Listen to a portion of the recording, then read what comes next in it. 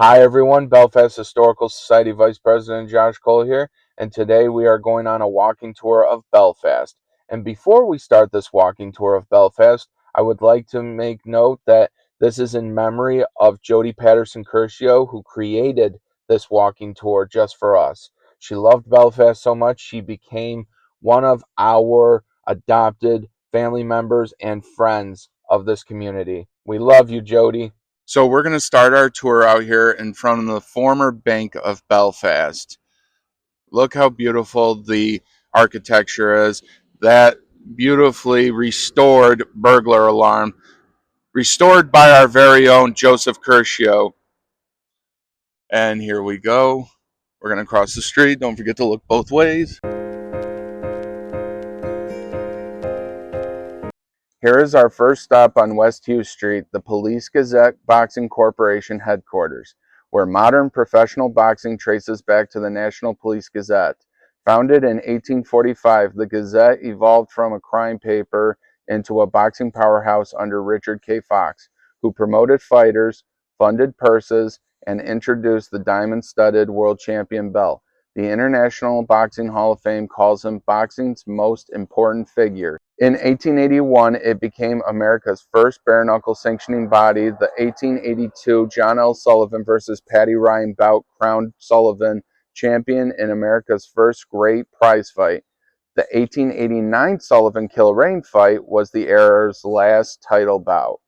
Bare Knuckle returned in 2011 via the Yavapai Nation, and in 2018 when David Feldman and Bare Knuckle Fighting Championship legalized it in Wyoming. Today, the revived Police Gazette belt honors Fox's design. The belts are secured in the former bank, which is right behind me, inside a safe within a safe. And champions also receive knucklehead medallions. Also, a little bonus history. This bank, this building right behind me is one of the original buildings of this block here. Everything else was rebuilt because of the fire of 1909.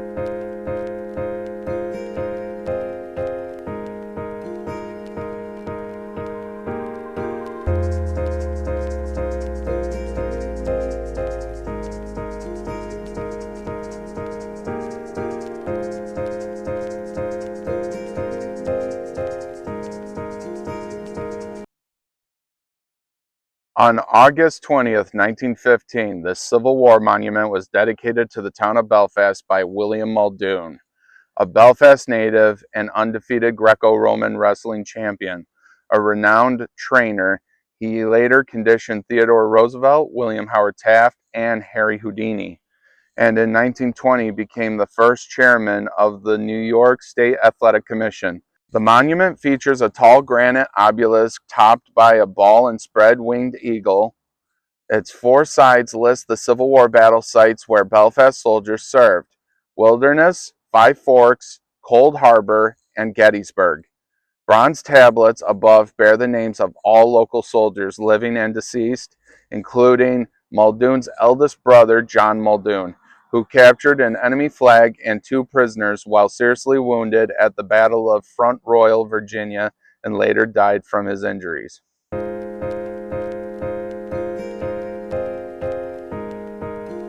As we're walking down Merton Avenue, I am going to tell you why we call it Merton Avenue. Lieutenant John Merton McMahon was declared on eternal patrol on July 30th, 1942. After his submarine, the USS Grunin SS-216, was sunk by an armed Japanese freighter near the entrance of Kiska Harbor, Alaska, at a depth of 3,300 feet. Lieutenant McMahon is memorialized at the Tablets of the Missing. His decorations include the Purple Heart, Combat Action Ribbon, World War II Victory Medal, American Campaign Medal, Distinguished Unit Citation, Good Conduct Medal, Asiatic Pacific Campaign Medal, and Navy Expeditionary Medal. Rest in peace, Lieutenant. Belfast thanks you for your service.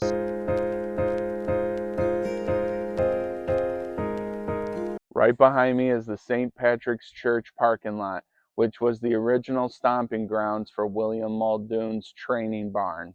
The St. Patrick Church parking lot stands on the site of William Muldoon's barns, which sat dormant for 120 years.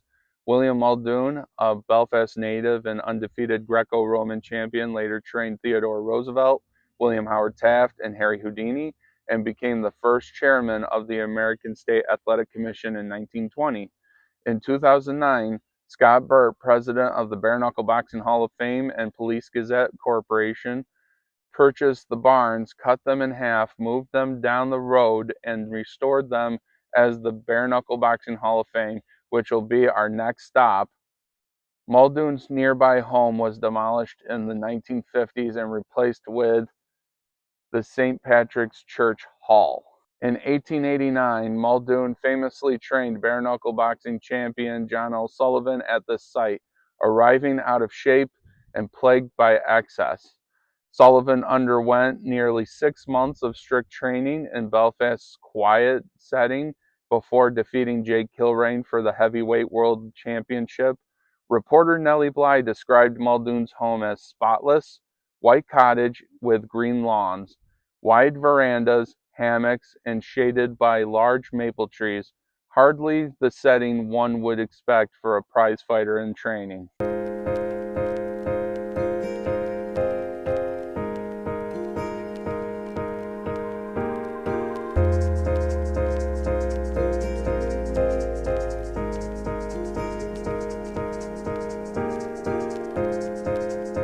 Welcome to the Bare Knuckle Boxing Hall of Fame here on West Hughes Street.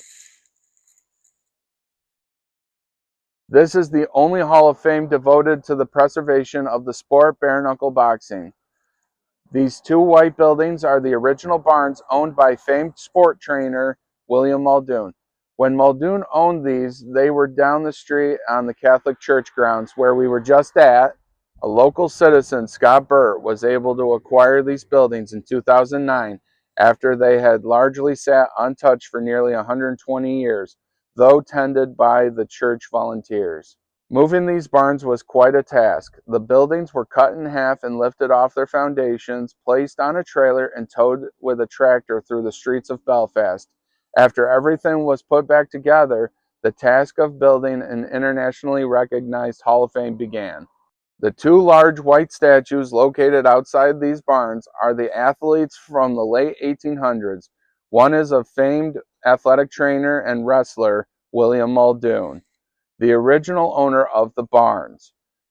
The other is Muldoon's most famous trainee, John L. Sullivan, trained in Belfast, New York immediately before securing the first bare knuckle boxing world champion title belt endorsed by the Police Gazette.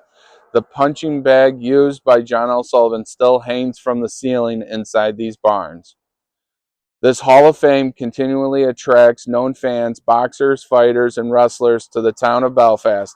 This is especially evident during the annual induction ceremony each summer. Many interesting folks have visited these barns. Leon Spinks, ESPN, and Rolling Stones magazine are just a few of the many.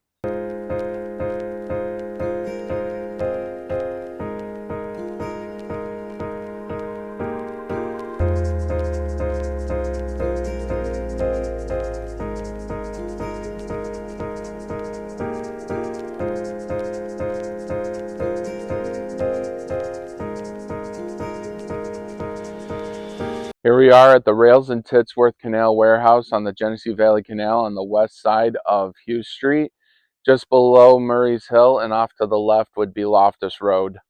Back in 1855, the structure sat in the midst of a bustling economy. At that time, onlookers would see this three-story canal warehouse full of trade, merchandise, groceries, and general shipping and receiving offices. Italian would be the prominent language. The warehouse was flanked by some lumber yards and dry docks. Looking across the ditch, which was 45 feet at the time, would have been the towpath used exclusively by horse and mule teams towing boats slowly up and down the canal. Behind the path stood a bakery and hotel owned by Mr. Gleason. By 1905, the Titsworth Canal Warehouse was abandoned when the train depot was built across the street here. Eventually, this canal structure was converted from a warehouse to a rowdy bar and brothel owned by the DeCilios. Mike DeCilio, a railroad foreman from Italy, and his wife decorated the downstairs bar area with garish patterned wallpaper. Some of the wallpaper is still intact today. The upstairs was partitioned off into bedrooms. It is no surprise that the fight story I'm about to share with you took place when this was the site of a bar and brothel. On April 20th, 1910, two men were killed here, one right outside the door and the other in the hospital. In an unfortunate evening out with buddies, Constable Norman Chalker and nearby hotel owner Bruce Gleason died of gunshot wounds. However, due to the chaos of the evening and perhaps the fear of the mafia repercussions, no one has yet paid for the crime. Though two men were tried for the crime in a span of 32 years, both were found to be innocent. This crime is the oldest unsolved murder mystery crime in the history of Allegheny County. Though Chalker and Gleason's deaths were unaccounted for, the events of the night did lead to the owners of the bar, the DeCilios, being charged with long list of crimes for which they chose to leave Belfast as a negotiated compromise. It is rumored they returned to Italy.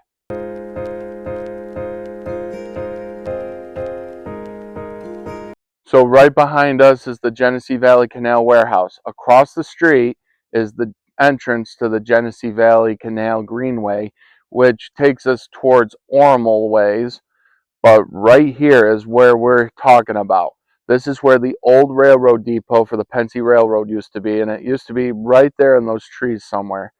You can tell because right here we have our train tracks still from the Pennsy Railroad.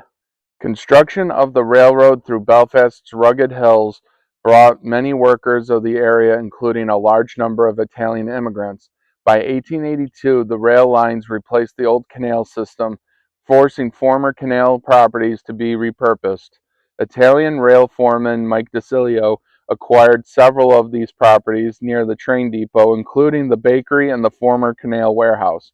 He and his wife converted the warehouse into a bar and brothel, creating a reputation of lawlessness that drew the attention of the state detectives.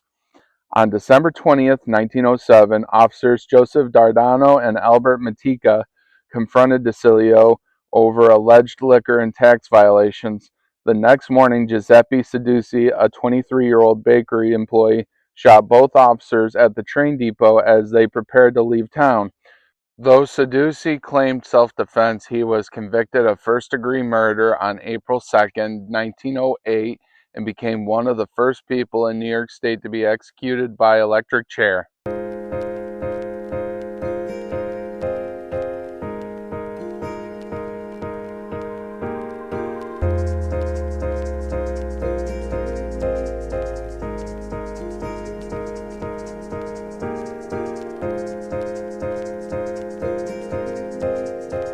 Here we are at the Belfast Central School Yard where the Bump the Dump protests happened. In December 1988, the federal government named Allegheny County as a possible low-level nuclear waste dump site. Residents responded with years of nonviolent protests, uniting in rallies where they sang Allegheny Rise to Your Feet, Never Let the Poison Spread. National headlines followed and more than 100 people were arrested as citizens stood their ground, often giving their names simply as Allegheny County. On January 26, 1989, 5,000 people packed Belfast High School for the first public meeting with the Siting Commission, the largest public meeting ever held in Western New York, with many forced to listen outside. Tensions peaked on April 5, 1990, when officials attempting to inspect a site were met by chained grandparents, barricades of farm equipment, and hundreds of silent protesters forcing a retreat. On March 30th, 1992, the U.S. Supreme Court struck down the take title provision of the law. There is no nuclear waste dump in Allegheny County. If you would like more information on the walking tour of Belfast, go to the Belfast Historical Society webpage, belfasthistorical.org, where you can click on Walking Tour of Belfast. Here it is, all the information that you need. Click on this link here, and then it will take you to this webpage. Access the walking tour here, And right here are the sites that we just saw with more in-depth information on the sites. Also, when you visit the link for the walking tour, there will also be some Amazon links for some amazing Belfast merch.